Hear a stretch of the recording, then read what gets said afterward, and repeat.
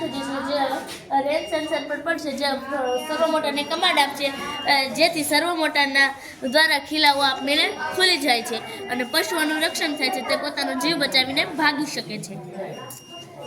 આ AI seed protection છે, જે અનાજનું ગોડાઉન છે, જેમાં જ્યારે પણ આ ભેજનું પ્રમાણ વધે એટલે હેલોજન લાઇટ ચાલુ થઈ જશે, જે ગોડાઉનના વાતાવરણને ગરમ કરે છે.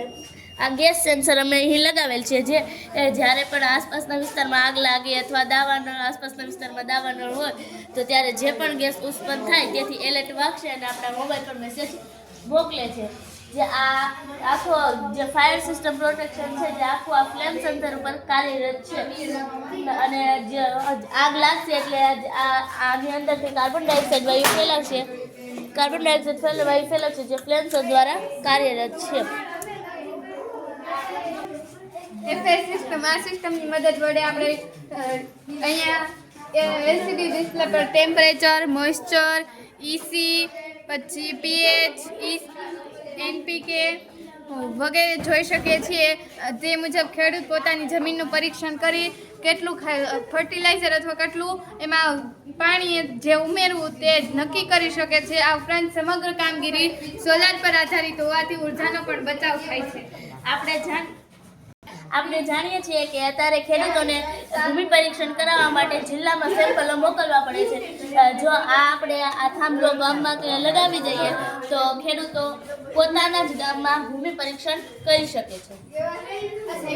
Green house smart irrigation system, આ સિસ્ટમની મદદથી પાકને પાણીની જરૂરિયાત પ્રમાણે જ્યારે પાણી ઓછું થશે એટલે પાકને પાણી મળી જશે. સ્માર્ટ સનરૂફ સિસ્ટમ, અહીં અમે એવી પ્રણાલી પણ વરસાદ આવશે એટલે ગ્રીન હાઉસની છત ઓટોમેટિક બંધ થઈ જશે અને વરસાદનું પાણી પાકને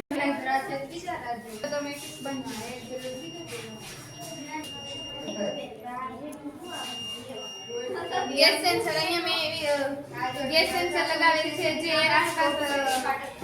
જે કાર્બનનું પ્રમાણ વધશે એટલે એલર્ટ બતાવશે. અહીંયા મેં હ્યુમિડિટી સેન્સર લગાવેલ છે અને તેની સાથે એક્ઝોસ્ટ ફેન જોડેલ છે, જે કેટલું 40 અથવા 45ની ઉપર ટેમ્પરેચર ગ્રીન હાઉસનું જશે એટલે એક્ઝોસ્ટ ફેન ઓટોમેટિક શરૂ થઈ જશે અને ગ્રીન હાઉસનું પાકથી રક્ષણ થશે. સ્માર્ટ ફાર્મ સિક્યોરિટી, અહીં અમે સ્માર્ટ ફાર્મ સિક્યોરિટી નિર્માણ કર્યું છે. આપણે જાણીએ છીએ કે વન્ય પ્રાણી અથવા પક્ષી ખેતરમાં આવી અને પાકનું નુકસાન કરતા હોય છે, જેથી અહીં અમે સ્કેરક્રો બનાવેલ છે, જે વન્ય પ્રાણી અથવા પક્ષી અંદર ખેતરની અંદર પ્રવેશી એટલે તેનો સાઉન્ડ, અહીં અમે સાઉન્ડ સેન્સર લગાવેલ છે, જે અંદર વન્ય પ્રાણી અથવા પક્ષી અંદર પ્રવેશે એટલે એલર્ટ વગાડશે અને ચાડીઓ સ્કેરક્રો ઓટોમેટિક ફરવા લાગશે, જેનાથી પક્ષીઓ ડરશે અને ખેતરની અંદર પ્રવેશ નહીં કરે. અને જે પક્ષીઓનો અવાજ છે તે સાઉન્ડ સેન્સર છે તે ડિટેક્ટ કરે છે જેથી આખો સ્કેરક્રો ફરવા લાગે છે, જેથી પક્ષીઓ બીશે અને પાકને નુકસાન કરે છે.